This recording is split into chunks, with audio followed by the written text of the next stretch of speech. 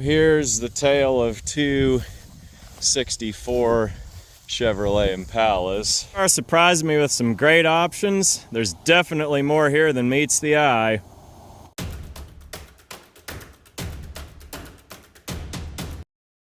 Today we're down in Gentry, Arkansas, and bought a car from a place I've never bought a car from before, and that's a wild animal safari park. Now, the proprietors of this place have passed on, and so it's closed and the wild animals are gone. Looks like there's a few not so wild animals left, but this has been auctioned and bought a car back in there, and we're gonna head in and show you what it is. This place looks like a lot of the farms we usually go to, but it's definitely not. Animals are pretty much gone. Looks like there's a couple peacocks left. That's about it. Now, this place had been going for quite a long while, and out in this area is just where some of the old trucks and enclosures and things just happened to land. Super Duty pretty used up. Little GMC Sonoma pretty used up.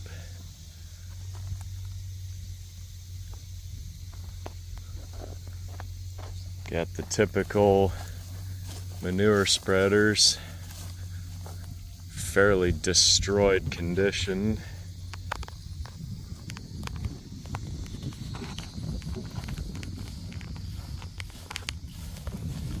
Couple big trucks.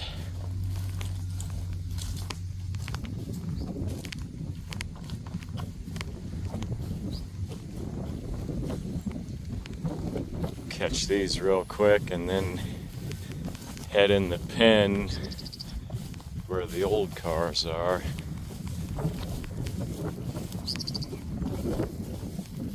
This stuff was all sold online, so I'm bidding from 250 miles away last night and trying to figure out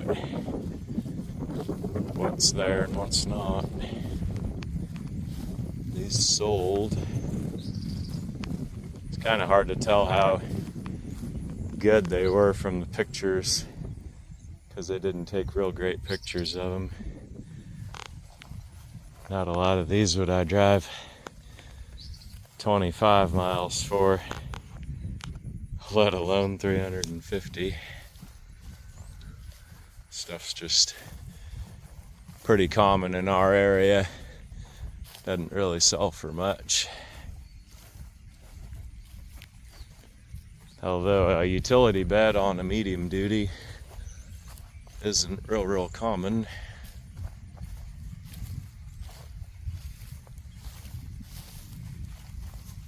Right down here where Oklahoma, Missouri, and Arkansas all meet, southeast Kansas. So I've been through 4 states today. That Chevy telephone truck, that's probably the one truck I would have liked to have, but it didn't sell, at least on this online auction. One more pretty neat piece out here that they auctioned, and that is this nondescript metal box, rusted down with age.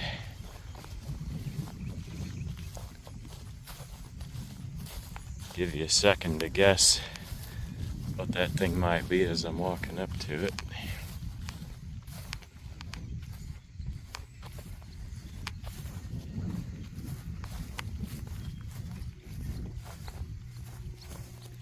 This is a 2-cell jail unit from Siloam Springs, Arkansas.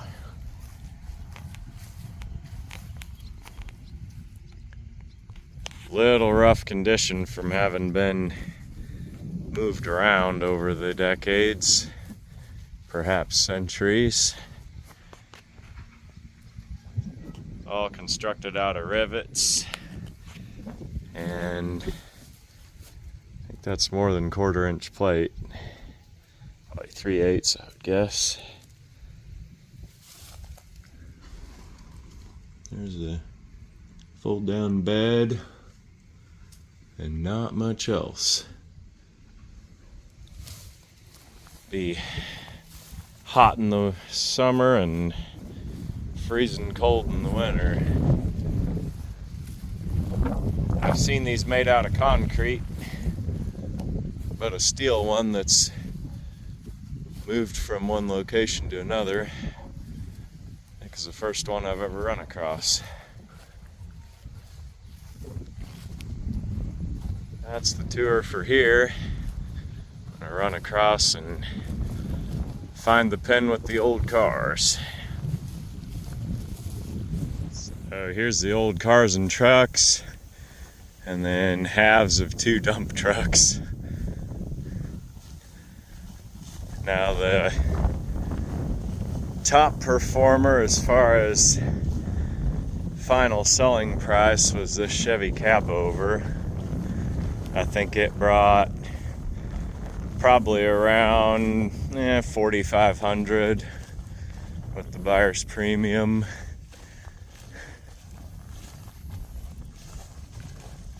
Pretty sunburned. No remnant of paint anywhere on that thing. It's got the visor on it. Doesn't appear in terrible condition. Pretty complete. The collector market on these has been pretty hot for a while, and I've noticed in the last maybe 6 months or so, up to a year, that it's kind of started to cool. So in my opinion, what they paid for it was probably market price. No idea if it'll be possible to even see through this dirty delaminating glass, but anyway, that's that one. Nice thing about it is that there's no heavy bed to have to deal with. If your trailer was long enough to fit it, definitely wouldn't be overloaded. And then 57 Chevy, 2-door hardtop. I'm not exactly sure what this one sold for. So this thing been wrecked in the back, and it's just totally shifted that metal. So this one's strictly parts. Stuff down this way, rust from the top down. So a lot of times you see those drip rails at least pitted up pretty bad, if not starting to rust through. This one's got kind of a neat triple stripe My Classic tire, and that one's actually a recap, so they burnished down about halfway across that sidewall. So unfortunately that name is gone, but that one might not be totally indiscernible with the triple stripes. Probably aren't too many manufacturers that would have run something like that back in those days. I'll give a quick little data tag.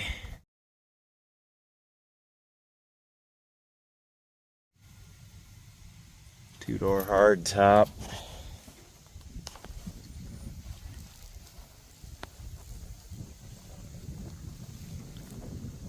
It was a pretty car in its day.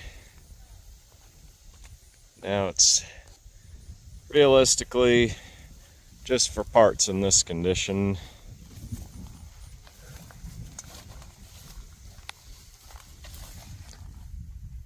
See that floor and floor braces and everything just totally gone. A lot of these cars you can buy repro parts and things for, but you gotta have something solid left to weld to, and this one sort of does and sort of doesn't. Then this old International truck, this is a 1-ton KB, getting pretty sun baked out.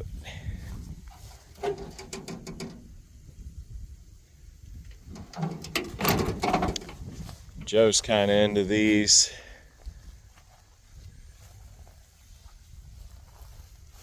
Sells quite a few parts off of them, it seems. And this 51 Ford, I don't think it brought very much, probably 150 range. Pretty rough car, hood's gone. Does have the 8BA V8. This is a two-door sedan, most easily discernible by those rear vent windows. Of course, the coupe had a shorter roof and a longer deck, and so that's easy way to tell just from curbside. Typical condition. A lot of these parts, like the side trim and the tail lights and the dash and the grille, front fenders, 1 year only stuff, so they do seem to sell decently for parts. So here's the tale of two 64 Chevrolet Impalas. Now this was an online auction, and so they stagger the end of each of the listings, and as they're selling, if a bid comes in the final, believe it's under 2 minutes or less, then the bidding time extends by 2 more minutes. So this convertible, I believe, was like item number 6. These others were actually ahead of the 64s, and so the two-door hardtop was item number 7. Now the convertible is a regular Impala, and the two-door hardtop is an Impala SS. And so obviously the convertible is the one that's kind of the cream of the bunch. And I'd looked the morning of the auction is when I found it, and they were still at like $110 a car. And I thought, oh boy, this is potentially gonna be cheap sellers on these. So I bookmarked the auction, and even still, about 20 minutes from the end, these cars were still at $150.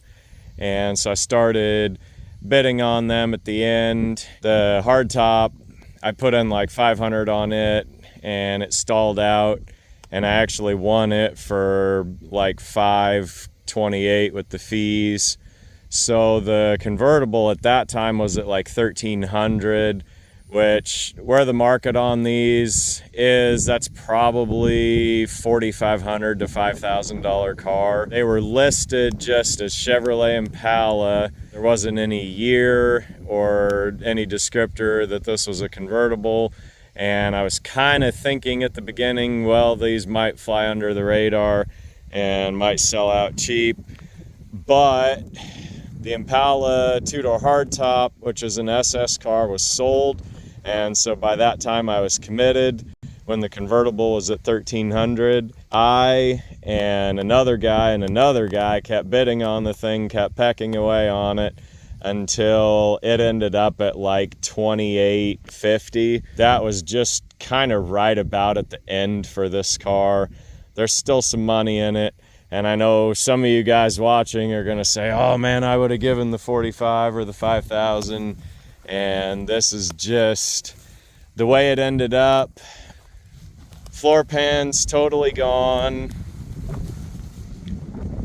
Somebody did swap a bench seat into this, so that's not original. It does have the original side trim with the turned inserts. Trying to see if this thing's even automatic or standard. It is tough to tell. Looks like a standard with a 3 on the column. Somebody did pry the SS molding off the door panel, which is no big deal. Most all this stuff is reproed, but little details like that on a car such as this that's never been apart, I won't say unmolested because man and Mother Nature have not been kind to it, but a little detail like that you can look at and at least say, yeah, it's a genuine SS.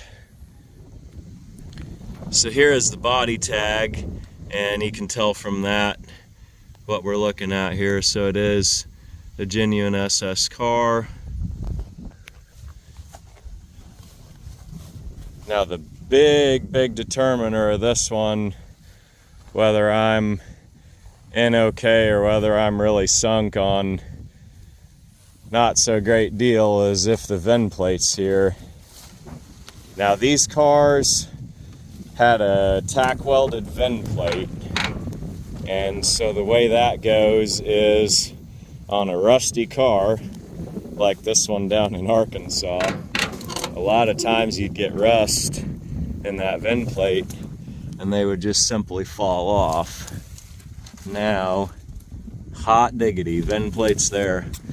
So that's a big deal for me, because here in Kansas we can actually do a title for this car without being physically present for inspection.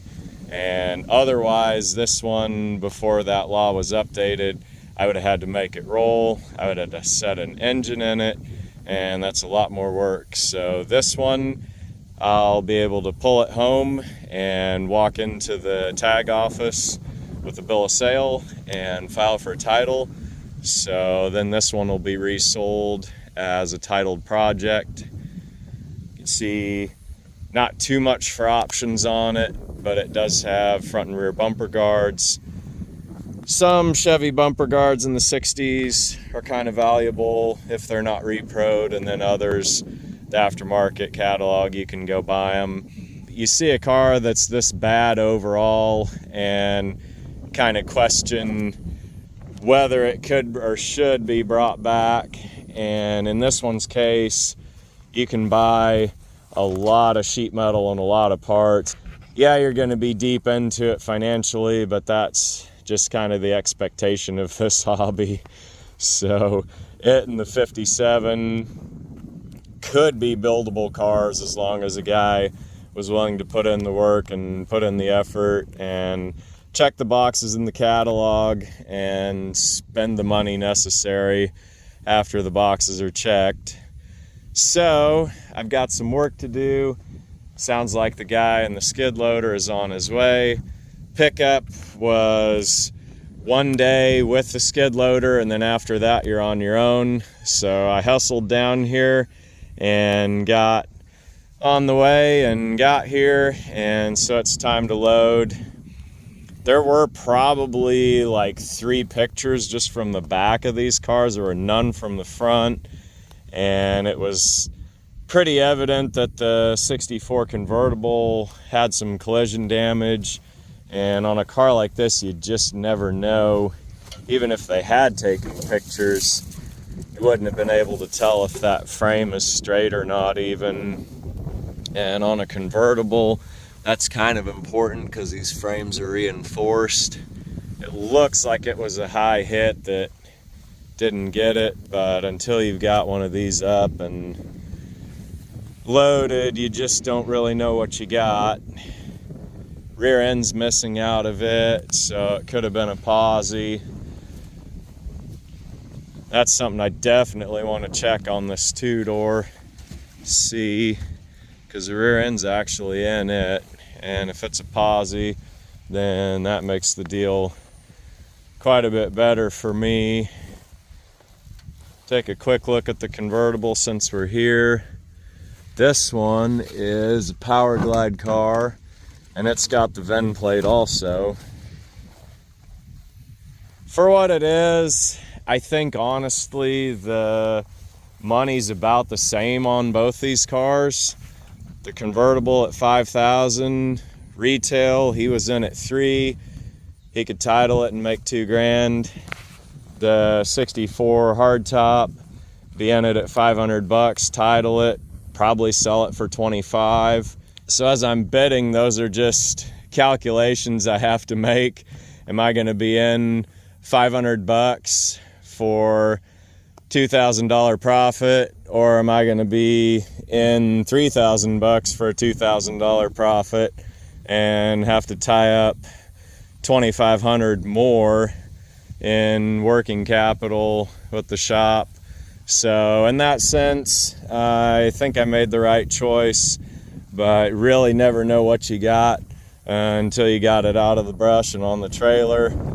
I know this is a super long diatribe about 264s, but I feel like a lot of guys are not going to quite understand, well, why didn't you buy the convertible? Well, this is the reasoning, and I guess for some reason I somehow thought that both of these cars, since they've been together for decades out here in the pasture, they might stay together, but that's definitely not their fate. And so today they will be separated for the first time in many, many years and go on to new homes to find new life.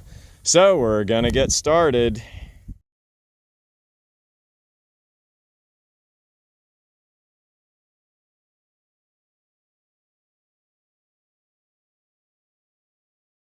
My wife was sent this little electric chainsaw, and at first I thought it's kind of cheesy, but when you're sitting out here in the middle of nowhere, it might be a good companion to have around.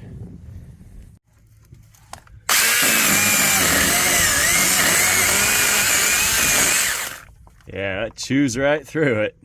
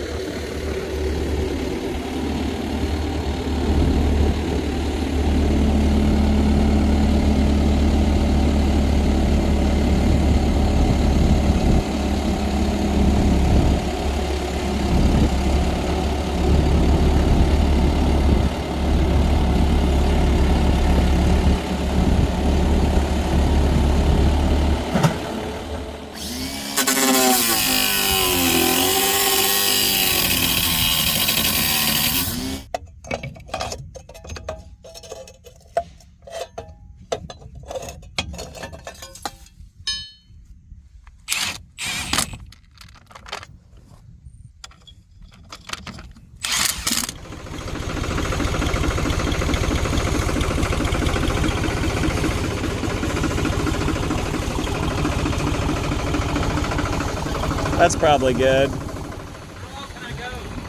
That's good.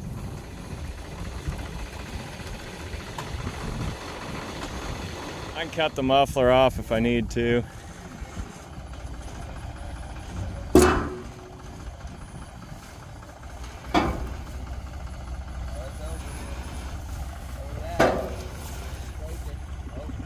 Okay, hold it.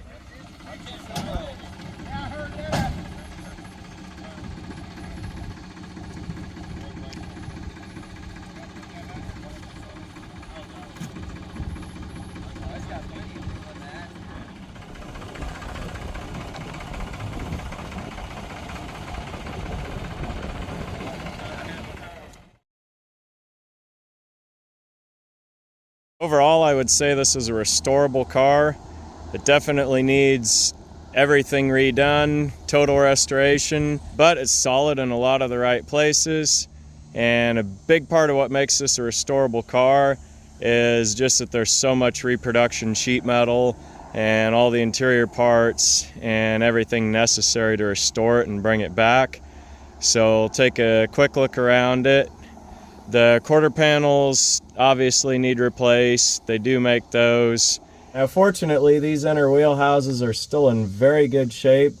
There's just a couple little spots right at the back of them that need patched, but as much of the original sheet metal as you can retain on a car, the better it is. And these I think are very fixable to stay with the car as original born with panels.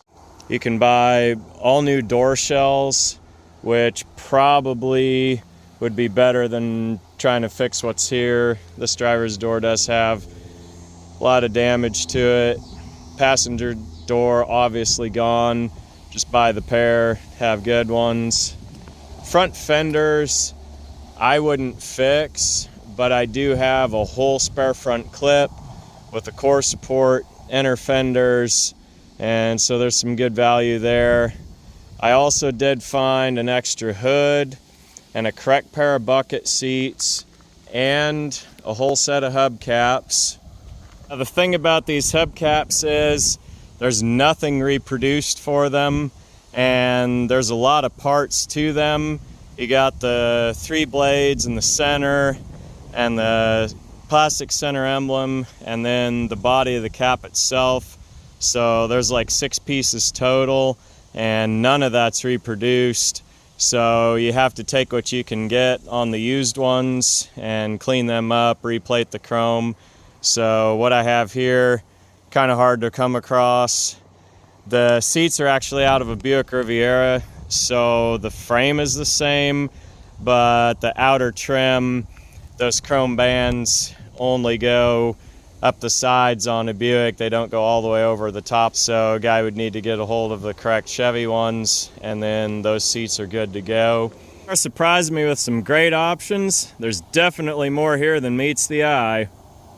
Obviously the bumper guards.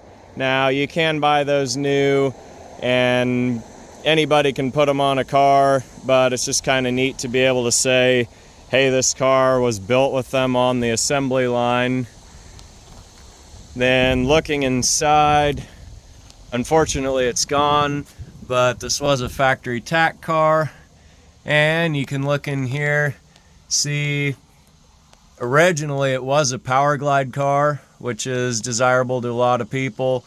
You can see the wide brake pedal there, and then they just added the clutch pedal. See the shift indicators gone, but you can buy those out of the catalog. Got the custom Coors radio delete plate.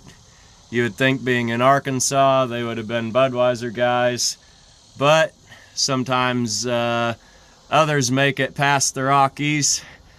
So obviously they butchered the floor for their 3-speed, which really honestly isn't that big of a deal because you can buy this entire floor pan with the braces. So all of this can be cut out, replaced. It is going to need the inner rockers. Those have rust too. The outer rockers are good.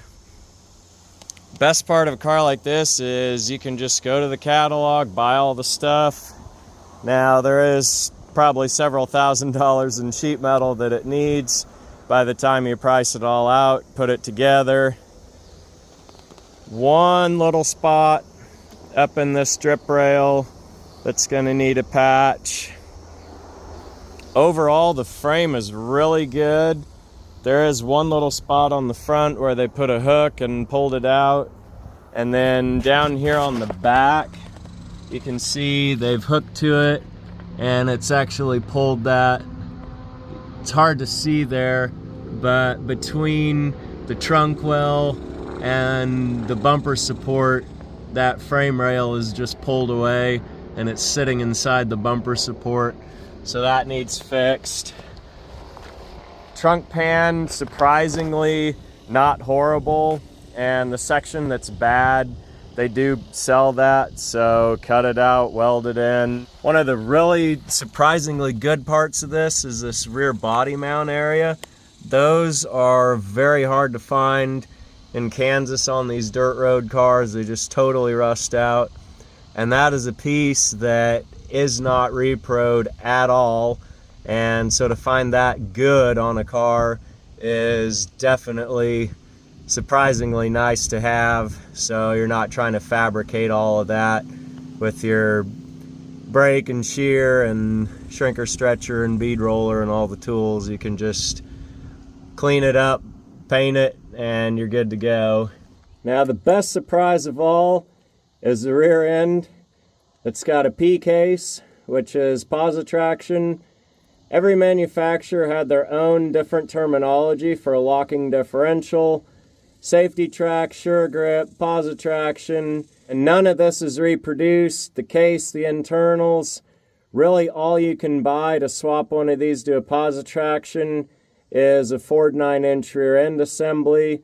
And so these always pull pretty good money for used ones because you just can't find them. And for somebody that's keeping a car all original, just the way God and General Motors intended it, you got to have the original part, and it's in here. So that makes this car pretty valuable, pretty desirable. Goes without saying, you can buy every piece of aluminum body trim for this, including the grille. So even though all that stuff's banged up, you just start over, order out of the catalog, and for that matter, buy a new deck lid too. So as far as price, if somebody wanted just the shell like it is, titled, I'm gonna be at $2,500 on that. And with the rest of the parts, the bucket seats, the front clip, the hood, the hubcaps, I'm gonna be $3,500 for everything, which for a 64 SS two-door hardtop with a title, I feel like is a fair deal. And so if anybody's interested, get a hold of me. And I've got to go file for the title. I was wanting to get that in before I shot the rest of the video and dropped it, but today's the day to drop it. So I will put any updates down in the video description box, but at the time you're seeing it, $3,500 is the price for everything, and that'll be, of course, as soon as that title gets in, and I'll put any of those updates down in the box. This is not an AC car. I do believe I have an AC system. Possibly I'd have to look and make sure I haven't sold that. I know I pulled one out of a car once, but for sake of clarity, it's this car without the AC as you're seeing it. It's a V8 car, it's got the V8 mounts. This car is Palomar red, which was used in 63 and 64. They called that color Honduras maroon in 62.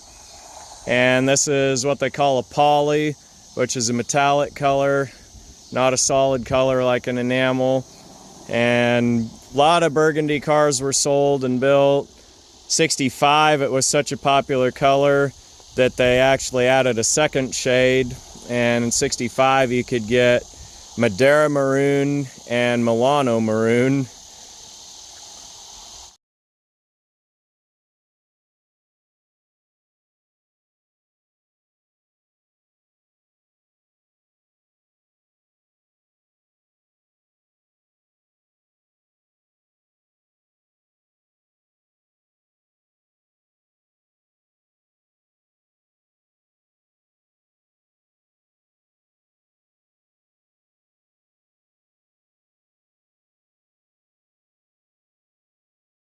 One last check for tools and parts.